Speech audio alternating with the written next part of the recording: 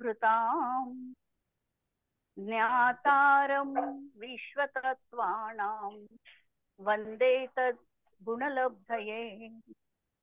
अंतिम शासन नायक 1008 भगवान महावीर स्वामी की जय।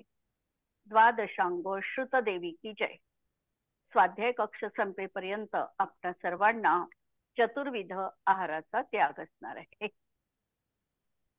आम्ही आचार्य परमेष्ठींचे गुण बघतो आहे आणि आचार्य परमेष्ठींच्या गुणांमध्ये 5 प्रकारचा आचार जे पाळतात स्वतः आणि दुसऱ्या मुनींकडूनही पालन करून घेतात त्यांना आचार्य परमेष्ठी असे म्हटले जातं। ज्यांच्याजवळ संघाचं संचलनत्व असतं, जे अधिकारी असतात दीक्षा शिक्षा देण्याचे प्रायश्चित्त वगैरे देण्याचे, त्या आचार्य परमेष्ठी आहे। आणि यांच्या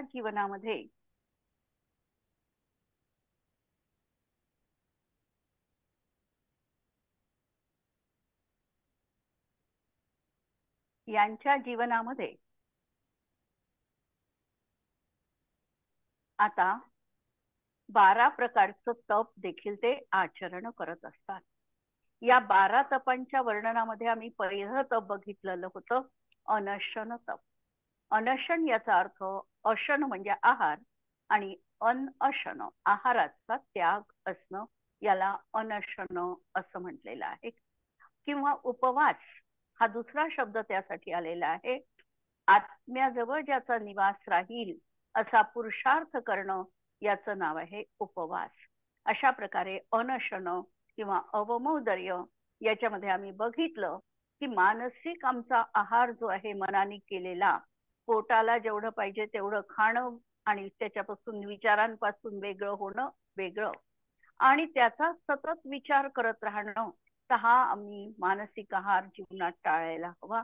आणि कर्तृत्व आम्ही जे घेतो वास्तविकतः जे काही आम्ही अन्न तयार करतो आहार तयार करतो याचं कर्तृत्व आमच्याकडे मुळीही नाही। त्या अन्नामध्ये त्या धान्यामध्ये जी योग्यता आहे त्यानुसार त्याचं परिणमन होणार आहे, हे सूत्र आम्ही जीवनात जपायचं आहे। आज तागायत पर्यंत अनादी कालापासून आम्ही मी हे केलं या अहंकारातच आम्ही जीवन जगतो आहे। आणि जे मला करायला पाहिजे ज्ञान आणि दर्शन ते मात्र माझा स्वभाव आहे असं कधीही मी मानलं नाही। आणि म्हणून पहिलं हे अनशन तप हे आमच्या जीवनामध्ये या दृष्टिकोनातूनही आम्हाला बघायचं आहे। आणि अनशन म्हणत असताना रचना इंद्रियावरचा ताबा हा जसा महत्वाचा आहे, तसं अनशन 5ही इंद्रिये आणि मनाचं पण अनशन हे पण आम्ही गृहीत धरायचं आहे। दुसरं तप आहे अवमौदर्य तप। परत आमचा हा सगळा संबंध लावलेला आहे या तपाचा, हा रसना इंद्रियाशी संबंधित आहे। अवमौदर्य याचा अर्थ भुकेपेक्षा कमी खाणं। अवमौदर्य उनोदर असंही याचं नाव आहे। उन उदर, उन म्हणजे कमी, उदरापेक्षा कमी खाणं। प्रमाण सांगताना सांगितलेलं आहे की आमच्या पोटाचे जर आम्ही 4 भाग केले, लक्षात घ्यायचं, त्यापैकी 1 भाग रिक्त सोडायचा, 1 भाग पेयानी भरायचा आणि 2 भाग अन्न ठोस आहाराने भरायचा। हे आमचं संतुलित आहार विधी आहे रसना इंद्रियाच्या बाबतीमध्ये। तर हे रसना इंद्रिय आम्हाला ताब्यात ठेवण्यासाठी अवमौदर्य तप देखील गरजेचं आहे। आणि ज्या वेळेला अवमौदर्य करतो, अवमौदर्य याचा अर्थ सांगितला भुकेपेक्षा कमी खाणं। मग आम्हाला खरी भूक ज्ञात होते का, पहिला प्रश्न तर आम्हाला विचारायचा आहे आमच्या मनाला। आम्हाला खरी भूक कधी लागते? कोण उत्तर दिल्याचं, खरी भूक आम्हाला लागते का? लागत असेल तर कधी लागते? आणखी लागतच नाही आमच्या जीवनात खरी भूक? हा सगळा विचार करण्याचा प्रश्न आहे।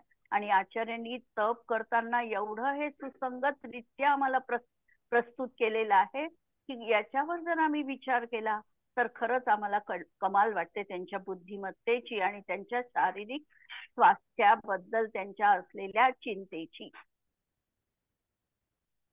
आम्हाला खरी भूक लागते का? प्रश्न सुरू आहे। हम्म.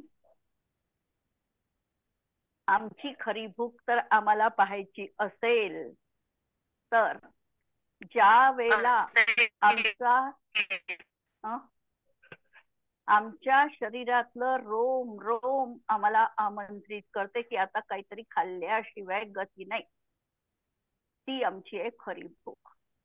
सुख वस्तू व्यक्तीच्या जीवनात सुखवस्तू व्यक्तीच्या जीवनात तिला खऱ्या भूकेचं महत्व कळत नाही आणि खरी भूक काय असते तिचं त्याला ज्ञान पण नाहीये. आम्हाला जी भूक लागते ती आमची सगळी बायोलॉजिकल भूक आहे. घड्याळीचा काटा झाला की तेव्हा आम्हाला भूक लागते. थोडा 1 घंटा त्याच्या पलीकडे निघून गेला तर आम्हाला भूक एखाद्या वेळेला एखाद्या कामात आम्ही खूप व्यस्त आहे, आम्हाला ती वेळ टळून गेली तर जाणवतही नाही की आज आम्ही जेवलो नाही आहे. तर आमची ही खरी भूक आम्हाला खऱ्या सुखवस्तू घराण्यामध्ये लागतच नाही. ती जी भूक लागते ती अशी लागते की बुभुक्षितः किम न करोति पापम, असं जे संस्कृत मध्ये सुभाषितकारांनी लिहिलेलं आहे की ती व्यक्ती इतकी बुभुक्षित आहे की ती रस्त्यावरची चतकोर पोळेचा तुकडा देखील खाऊ शकायला उत्सुक आहे. ती आहे तिच्या जीवनातली खरी भूक. आणि म्हणून आम्हाला जी भूक लागते ही फक्त अशी वरवरची भूक असते. म्हणून पहिल्यांदा तर आम्हाला आमची खरी भूक ज्ञात करून घ्यायला पाहिजे. आमच्यासाठी आम्हाला सांगितलेला आहे नियम की पुरुषांचा आहार 32 ग्रास पाहिजे, 32 ग्रास. आणि 1 ग्रास केवढा तर 1000 तांदूळ जेव्हा आपण शिजवतो तेव्हा 1 ग्रास आहे. असे 32 ग्रास प्रमाण हा पुरुषांचा एक वेळा आहार सांगितलेला आहे. आणि स्त्रियांचा आहार जो सांगितलेला आहे तो 28 ग्रासांचा सांगितला आहे. 1000 तांदूळाचा 1 ग्रास या प्रमाणामध्ये. तर पहिल्यांदा तर आम्हाला आमची खरी भूक ज्ञात करून घ्यायला पाहिजे कोणत्याही इंद्रियांची. प्रत्येक इंद्रियाला स्वतःच असं पोट आहे आणि त्या पोटापेक्षा प्रत्येक इंद्रियाला कमी द्यायचं आहे. आमचं रसनेंद्रिय असेल की चक्षुरेंद्रिय असेल, आज तर सगळ्यात आम्ही वर्क करतो ते चक्षुरेंद्रियावर. तर त्याचं जे आम्ही अतिरिक्त काम करून घेतो आहे त्याच्याकडून, इंद्रियाकडून, त्यामुळे त्या इंद्रियाची क्षमता कमी होते. त्याला जर भुकेपेक्षा कमी त्याची जी डिमांड आहे त्याच्यापेक्षा जर आम्ही कमी परोसलं, तेवढं दिलं, तर आम्हाला त्या इंद्रियांची सहकार्य नेहमीसाठी मिळू शकते. जर आम्ही तेवढंच त्याला दिलं, पोट जर आमचं व्यवस्थित राहावं असं वाटत असेल तर आम्ही त्या पद्धतीने जेवण जेवायला पाहिजे. आम्हाला जे काही अष्टमी चतुर्दशीला एकासन सांगितलेलं आहे हे देखील आमच्या शरीर शुद्धीसाठी आवश्यक असलेली प्रक्रिया सांगितलेली आहे. अष्टमी चतुर्दशीला आमच्या शरीरामध्ये पाण्याची अतोनात वाढ होते, कारण आमचं शरीर देखील पंचमहाभूतांपासून बनलेलं आहे. याच्यामध्ये जलतत्व आहे आणि चंद्र आणि सूर्य यांच्या परिभ्रमणामुळे आमच्या या शरीरातलं जलतत्व देखील प्रभावित होतं आणि त्याला सहज अशा प्रकारचं ज्याला म्हणतो आम्ही भरती येते आणि त्यामध्ये आम्हाला त्या शरीराला कमी द्यायचं असतं. म्हणून अष्टमी चतुर्दशी देखील वैज्ञानिक दृष्टिकोनातून त्याचं हे अशा प्रकारचं महत्व आहे. तर हे आमचं इंद्रिय योग्य रीतीने कार्य करण्यासाठी आम्हाला त्यापासून जास्तीत जास्त सुख कसं मिळेल तर अवमौदर्य ज्या वेळेला होईल त्यावेळेला जास्तीत जास्त इंद्रियापासून सुख मिळू शकतं. त्यानंतर आमची उतरती भाजणी सुरू होते, म्हणजे आमचं जे सुख आहे हे कमी कमी होत जातं. प्रश्न आहे कुणाला काही?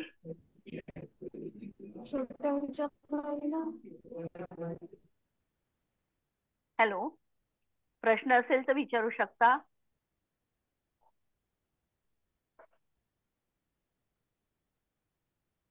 म्हणून अवमौदर्यामध्ये आमच्या इच्छेवर नियंत्रण आम्हाला कसं करता येईल याची ही प्रक्रिया आहे. म्हणजे एक वेळेला अनशन सोपं आहे, आम्ही काहीही खाल्लं नाही, जिभेला ती चवच दिली नाही तर आम्ही अनशन सहज करू शकतो. परंतु सगळं आमच्या ताटामध्ये वाढलेलं आहे आणि ताटामध्ये वाढलेलं असताना सुद्धा भुकेपेक्षा कमी खा. आता तू अर्ध जेवली आहे ना, बस झालं तुझ्यासाठी. तू आता ताटावरून उठ, तू पुढचं जेवू नको. हा जो आमचा मनाचा संदेश आम्ही जिव्हा इंद्रियाला दिलेला आहे, हे आमचं अवमौदर्य तप आहे. म्हणजे कोणत्याही पॉइंट पासून आम्ही रिव्हर्स होऊ शकलो पाहिजे, ही इंद्रियांना ताब्यात ठेवण्याची गुरुकिल्ली आहे. अंतराय जे मुनी महाराज करतात हे सोपं नाही आहे. आहार सोडून, पाणीही न घेता शेवटचं ते ग्रास अर्धा टाकून तो जो अंतराय ते घेतात, हे त्यांचं अवमौदर्य तप उत्कृष्ट रीतीने पाहतात. त्याचं ते द्योतक आहे. आणि ज्या दिवशी ते अशा प्रकारचं तप आचरण करतात, त्या दिवशी त्यांच्या भावांमध्ये विशेष असं स्थिरता, आत्मिक स्थिरता त्या ठिकाणी दिसते. याचं कारण ते इंद्रियांचे गुलाम बनत नाही. आम्ही इंद्रियांचे गुलाम बनतो आणि म्हणून आम्ही विचार करतो, नाही एवढा एक घास खाऊन घेऊ, एवढा एक घास शेवटचा खाऊन घेऊ. असं जे आम्ही करतो, हे आमच्या अवमौदर्य तपामध्ये संयुक्तिक नाही. ठीक आहे. म्हणजे या ठिकाणी आम्हाला मागे येण्यासाठी आम्ही एक पॉइंट ठरवलेला आहे की या पॉइंटला मी पोचली की इथून मी रिव्हर्स होईल, याच्या पुढे मी जाणार नाही. त्या आधीच आम्हाला सावरायचंय. आम्ही अवमौदर्य तपाबद्दल तर आपल्याला खूप काही पाहता येईल. आम्ही काय करतो, सिरियल पाहतो तर आम्ही सगळ्यात शेवटी आम्हाला त्या सिरियलचा एंड माहित असेल तर आम्हाला सगळी सिरियल समजून जाते. कादंबरी वाचतोय, कादंबरी वाचत असताना अर्धी अधिक वाचून टाकतो आणि मग आम्हाला जर समजा पुढची पानं वाचायची नसेल तर त्याचा एंड काय झालाय हे आम्ही पाहू शकतो. तर या ठिकाणी अवमौदर्य तपाचं उद्दिष्ट हे आहे की तुम्ही एंड पर्यंत पोहोचूच नका. तुम्ही एंड काय आहे हे बघू नका. तुम्ही त्याच पॉइंटच्या पहिलेच तुमची गाडी रिव्हर्स करा. तुम्ही ज्या ठिकाणाहून स्टार्ट केलं होतं त्या ठिकाणावर तुम्ही वापस या. म्हणजे हा उतरणीचा बिंदू जो आहे, हा आमच्या मनाचा जास्तीत जास्त संतुलित असण्याचा आमचा पॉइंट आहे. अशी ही आमची जी साधना आहे, ही म्हणजे अवमौदर्य तप आहे. म्हणून याचा संबंध जरी आगमामध्ये रचना इंद्रियाशी प्रामुख्याने सांगितलेला असला तरीही आम्हाला हा पाचही इंद्रियांवर लावायचा आहे. आणि हे तप जे साधतो त्याच्या जीवनात निद्रा, प्रमाद हे राहत नाही. त्याचं मन आपोआप एक प्रकारचं एनर्जेटिक राहतं. त्याला ऊर्जा ही सतत मिळत राहते त्या ठिकाणी. आणि त्याला हेही जाणवत राहतं की आज मी इंद्रियांवर विजय मिळविला, त्याची गुलामगिरी मी पत्करली नाही, हे त्या ठिकाणी त्याला कळतं. आणि म्हणून अवमौदर्य तप हे दुसऱ्या प्रकारचं तप आपल्याला सांगितलेलं आहे. याबद्दल कुणाला काही शंका आहे अवमौदर्य तपाबद्दल?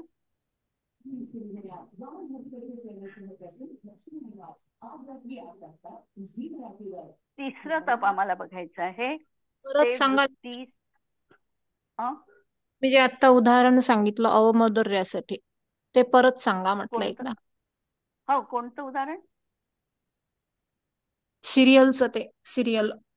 हा, म्हणजे आम्ही सिरियल पाहतो. सिरियल पाहताना आम्हाला काय वाटतं की आम्हाला एंड समजला की पूर्ण सिरियलचं गांभीर्य किंवा थीम समजली. परंतु अवमौदर्य तपामध्ये आम्हाला एंड पर्यंत पोहोचायचंच नाहीये.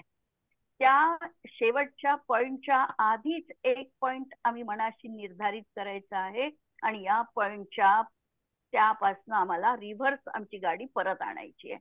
म्हणजे कोणत्याही याच्यामधल्या शेवटच्या उत्कट बिंदू पर्यंत त्याचा आनंद आम्हाला उपभोगायचा नाही. कारण त्या ठिकाणाहून आम्ही रिटर्न होऊ शकत नाही. त्या ठिकाणी गेलो की आम्ही आसक्त होतो, त्याचाच आम्ही विचार करतो आणि म्हणून त्या पॉइंट पर्यंत पोहोचायचं नाही.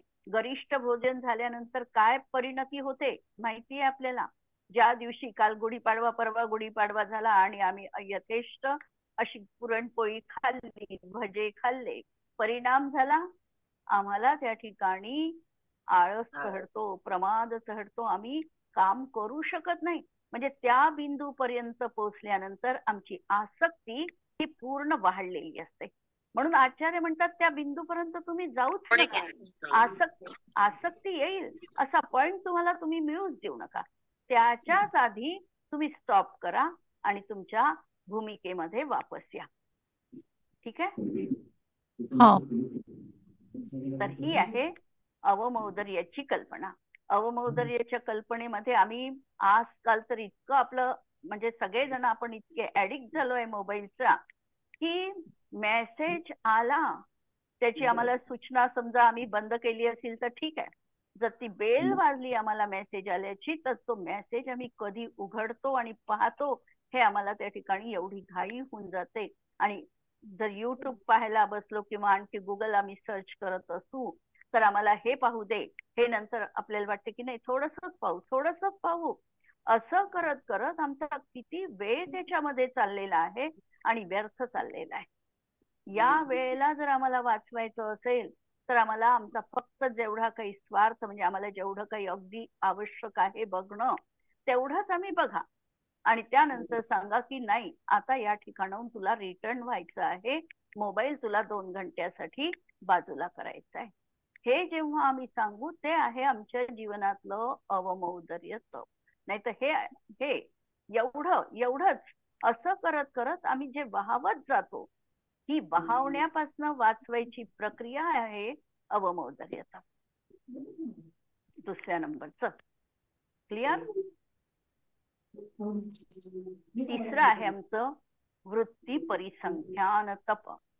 वृत्ती परिसंख्यान नेहमीची आम्ही जी व्याख्या लावतो की आहारासाठी जात असताना महाराज लोक जे नियम घेतात की मी अशा प्रकारची विधी ज्या ठिकाणी मिळेल त्याच ठिकाणी आहार घेईल किंवा मी 7 घरं जाईल या घरामध्येच कुठेतरी मी आहार घेईल, मी डाव्या बाजूली जाईल असा मला जर विधी प्राप्त झाला तर मी आहार घेईल. अशा प्रकारे त्यांचे जे नियम आहे याला वृत्ती परिसंख्यान तप असे म्हटल्या जातात.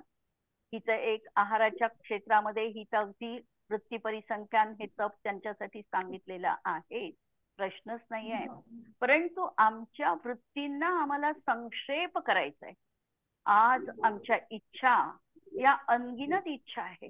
किती इच्छा आहे की नवीन जर काही जगामध्ये शोध लागला असेल तर ते आमच्या जवळ ताबडतोब आम्हाला हवं असतं.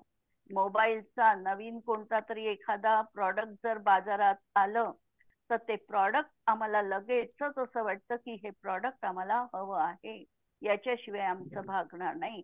आम्ही काही गोष्टींची महती वाचतो, अमेझॉनवर वाचतो किंवा कशावर वाचतो आणि आम्हाला असं वाटतं की ही वस्तू माझ्या घरामध्ये खरंच उपयोगी आहे आणि मला ही हवीच आहे. वास्तविक ते त्यांचं मार्केटिंग आहे आणि आमचं आवश्यक नाही आहे आणि तरी देखील ती गोष्ट आम्हाला आज आवश्यक वाटते आहे. कारण ही इन्फॉर्मेशन टेक्नॉलॉजी आम्ही इतकी अडॉप्ट केली आहे की आम्हाला जगात नवीन शोध लागला की ती वस्तू आम्हाला आमची हवी असते असं वाटतं. अशा रीतीने आमच्या ज्या वृत्ती आहे, आकांक्षा आहे, इच्छा आहे, या अभिलाषा आहे या आम्ही अनगिनत करून टाकल्या, अमर्याद करून टाकल्या आणि म्हणून या इच्छांचा आम्हाला संक्षेप करायचा आहे. वृत्ती परिसंख्यान, वृत्ती जी आहे ती आमची संख्या रूपाने कमी करणं म्हणजे इच्छा आकांक्षांवर आमचा कंट्रोल ठेवणं. ही एक मानसिकच क्रिया आहे आमची आणि प्रत्येक इंद्रियाच्या दृष्टिकोनातूनही आमच्या वृत्तींचा संक्षेप आम्हाला करायचा आहे. आणि जिथे त्या इंद्रियाच्या विषयाची पूर्ती आहे तेवढ्या पुरता सीमित दायरा आम्हाला ठेवायचा आहे. जसं आता आहाराच्या बाबतीत पाहिलं तर आहाराचा दायरा आमचा पोटापुरता आहे. चक्षु इंद्रियांनी पाहण्याचा दायरा आमचा फक्त वर्ण इंद्रियाशी संबंधित आहे. श्रोत्रेंद्रियाचा आमचा जो काही दायरा आहे तो कर्णेंद्रियांनी ऐकण्यापुरता आहे. फक्त त्या वृत्ती त्या इंद्रियांपर्यंत आम्हाला सीमित ठेवायच्या आहे. परंतु आम्ही मात्र त्याचा उपयोग आणि उपभोग मनाच्या द्वारे पण करतो. लगेच आमची इष्ट अनिष्ट बुद्धी त्या ठिकाणी असते. बुद्धीची क्रिया ही त्या ठिकाणी सातत्याने आमची सुरू असते आणि आमच्या वृत्ती आम्ही अनगिनत वाढवून घेतो. त्याला आम्ही सीमित करण्याचा पुरुषार्थ जीवनात करत नाही. वास्तविकतः जितक्या आमच्या आकांक्षा जास्त असेल तितकं आम्हाला जीवनात दुःख आहे. इच्छा सुख आहे की दुःख आहे? पहिला प्रश्न.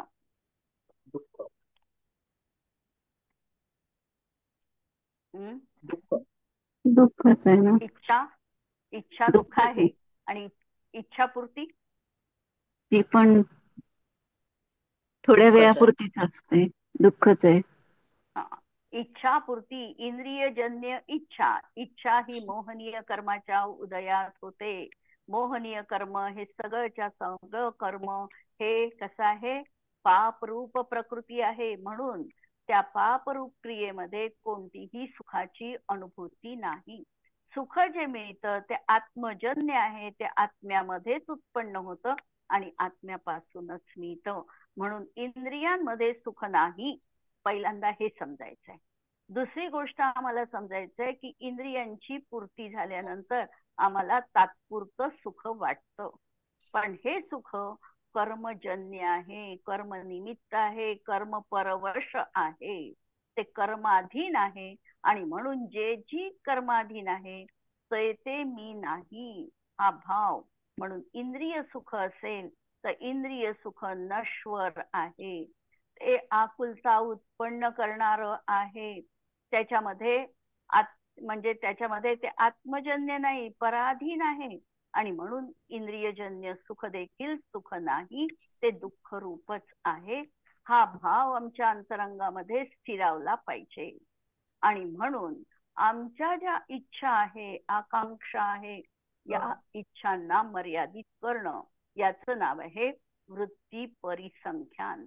आणि आम्हाला जर आमची वृत्ती संक्षेप करायचा असेल, समजा एखादा प्रकाश आहे, ट्यूबलाईटचा प्रकाश आहे आणि खोलीभर पसरलेला आहे. आम्हाला जर प्रकाश तिथे कमी करायचा असेल तर काय करावं लागेल? किंवा जुन्या काळी आम्ही दीपक लावत होतो. दीपकाला त्या दीपकाच्या सभोवती असा गोल असा ओरा पडत होता, प्रकाशाचा वलय पडत होतं. जर आम्हाला हे प्रकाशाचं वलय कमी करायचं असेल तर काय करावं लागेल? ज्योत लहान करायची. ज्योत लहान करावी लागेल. म्हणजे ज्योत लहान करणं म्हणजे कुठे काम करावं लागलं? दीपकावर काम करावं लागलं. वलय कमी करायचंय, बाह्य प्रकाश कमी करायचंय, पण त्याला न बघता जसं त्या दीपकाच्या ज्योतीवर आम्हाला काम करायचं आहे त्याप्रमाणे आमच्या आशा ह्या अमर्याद आहे, अनगिनत आहे. आमची ही इच्छांची परिधी खूप मोठी आहे.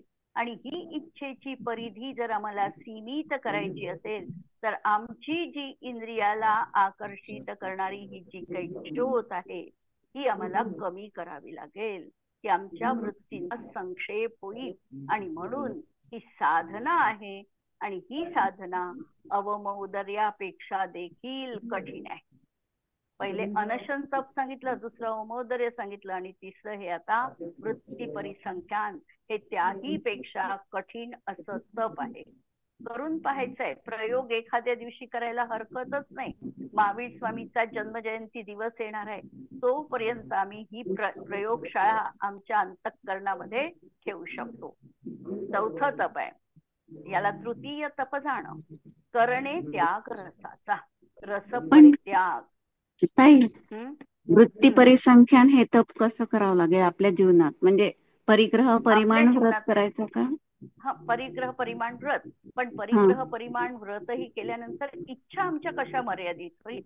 जर आम्ही आता आमचा तो लॅपटॉप असतो, आम्ही चित्र मोठं करायचं असेल तर त्याला मॅक्झिमम करतो आणि ते छोटं करायचं असेल तर मिनिमम ते बटन दाबतो की नाही, ते चित्र छोटं होऊन जातं.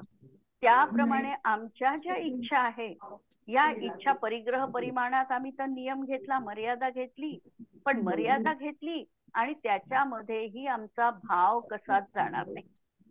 एवढ्यानी काम होत आहे ना, मग आता यापेक्षा जास्त नको.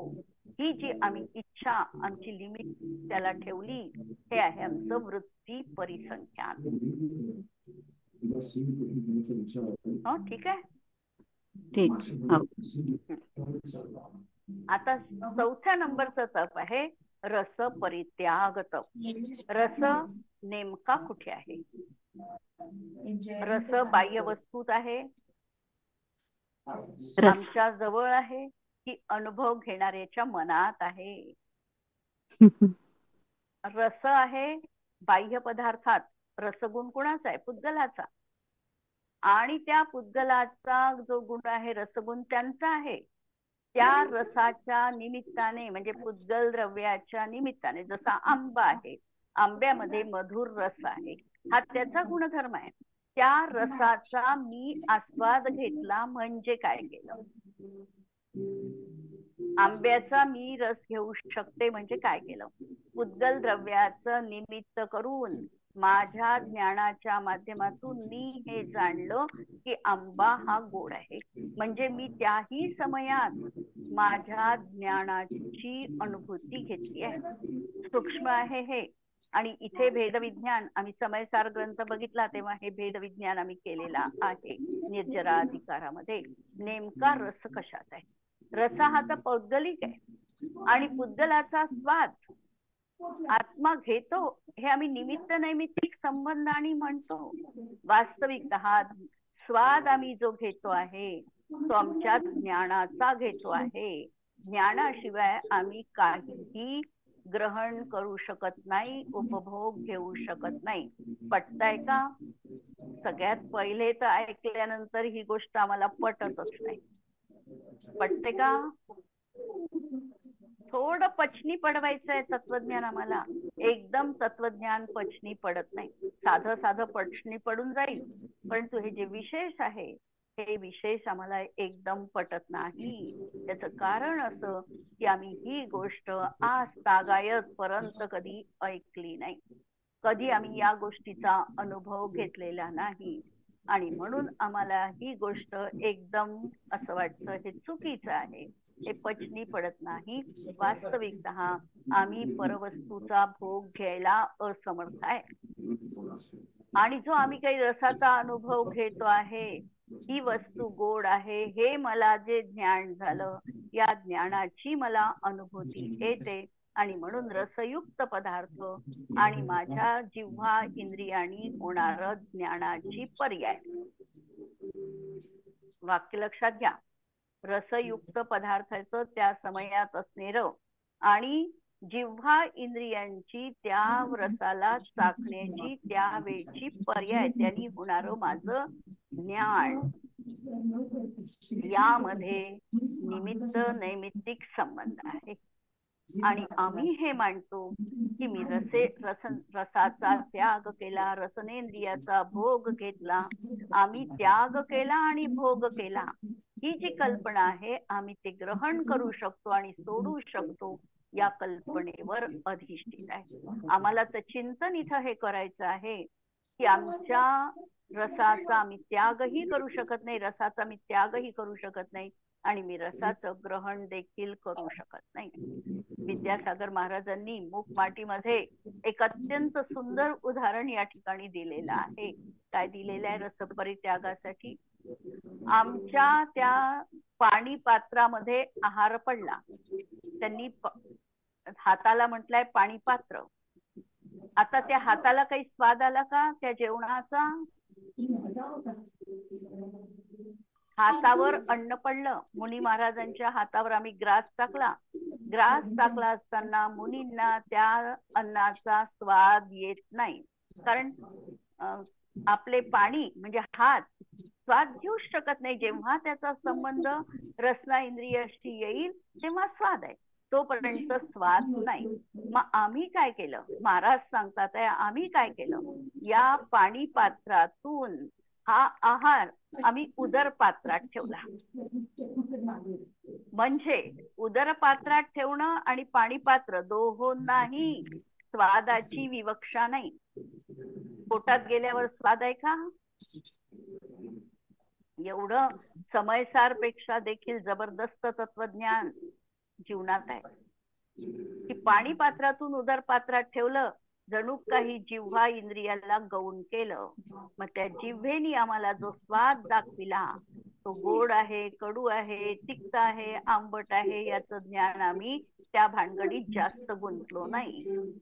आणि म्हणून नीर क्षीर कसाही आहार असेल तरी देखील तो प्रतिका म्हणजे कोणत्याही तऱ्हेची प्रतिक्रिया न देता ग्रहण केला.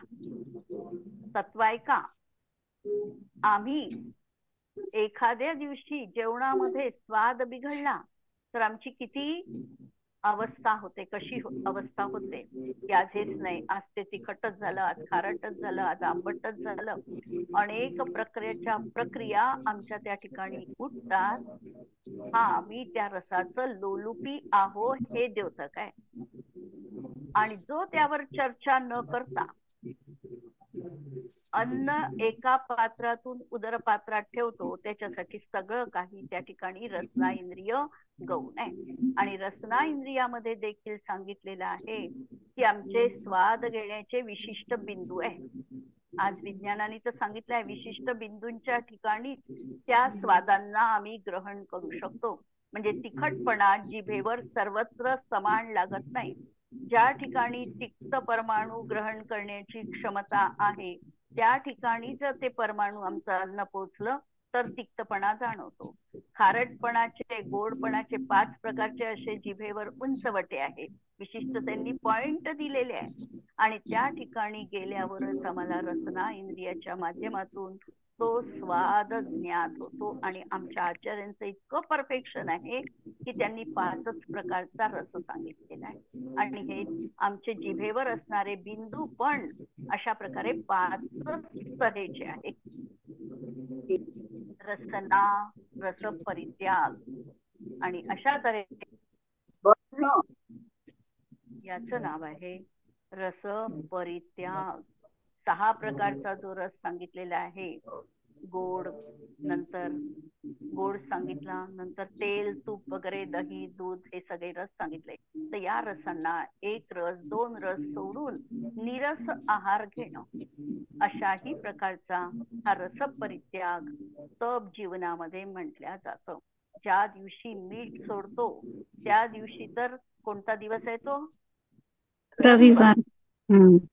रविवारी मीठ सोडायला सांगितलंय. जर असं म्हणतात, आता आम्ही सोडत नाही, आम्ही जिव्हा इंद्रियाच्या अधीन असतो ही गोष्ट अलग, पण जो नितव्रत करणारा आहे तो रविवारी मीठ सोडतो. आणि रविवारी मीठ सोडतो तर त्याचं बीपी कधीच वाढत नाही, त्याचं नेहमी कंट्रोल राहतं. कारण मीठ हे बीपी वाढविण्यासाठी कारणीभूत आहे. हप्त्यातला 1 दिवस जरी अन्न जेवलं तरी आमच्या शरीराचं बॅलन्स होऊन जातं. आम्ही कोलेस्ट्रॉल साठी आज सांगते की तूप नाही खायचं, तेल नाही खायचं, पण आम्हाला आचार्यांनी 2 दिवस दिलेले आहेत. 1 दिवस तेलाचा, शनिवारी तेलाचा त्याग सांगितला आणि 1 दिवस तुपाचा त्याग सांगितला. जर 2 दिवस आम्ही हे तेल आणि तूप सोडलं तर आमचं कोणत्याही प्रकारे कोलेस्ट्रॉल वाढण्याची शक्यता नाही. त्या दिवशी साधं जेवायचं, उकडलेल्या भाज्या खायच्या, त्याच्यावर धने जिरं मीठ टाकायचं आणि ती भाजी खायची. तर आमचं कोलेस्ट्रॉल, आमचं बीपी, आमचं कुठलीही औषध न घेता नॉर्मल राहू शकतं. हे आमचं शास्त्रशुद्ध पद्धती आचार्यांनी सांगितलेली आहे. आम्ही ती फॉलो करत नाही आज, आणि म्हणून आम्हाला डायबेटीस होतो, नंतर कोणतं कोलेस्ट्रॉल, बॅड कोलेस्ट्रॉल वाढते, असं सगळं प्रकार आमचं सुरू आहे. काय सांगितलेलं आहे आम्हाला? कोणत्या दिवशी तूप सांगितलेलं आहे? बुधवारी तूप सांगितलेलं आहे. नंतर मंगळवारला साखर सांगितलेली आहे, गुरुवारला दूध सांगितलेलं आहे, शुक्रवारी दही आणि शनिवारी तेल, सोमवारी हरित आणि रविवारी मीठ. एकही दिवस मीठ सोडलं तरी आमचं मीठ शरीराचं बॅलन्स राहू शकते. 1 दिवस तूप आणि 1 दिवस तेल अशा प्रकारे सोडलं तर आम्हाला कोलेस्ट्रॉलची भीती नाही. मंगळवारी जर आम्ही साखर सोडली तर आम्हाला मधुमेह, डायबेटीस होण्याची शक्यता कमी आहे. तर हे असं आमचं नितव्रत रस परित्यागाशी संबंधित आहे. आज आपण इथे थांबूया. जिनवाणी के ज्ञान ते सुझे लोकालो, सो जिनवाणी मस्तक नमो सदा देत हो. नमो अरिहंताणम नमो सिद्धाणम नमो आयर्याणम नमो उच्चायाणम नमो लोळे सवसाहुणम. यावर काही कुणाला प्रश्न असेल तर विचारू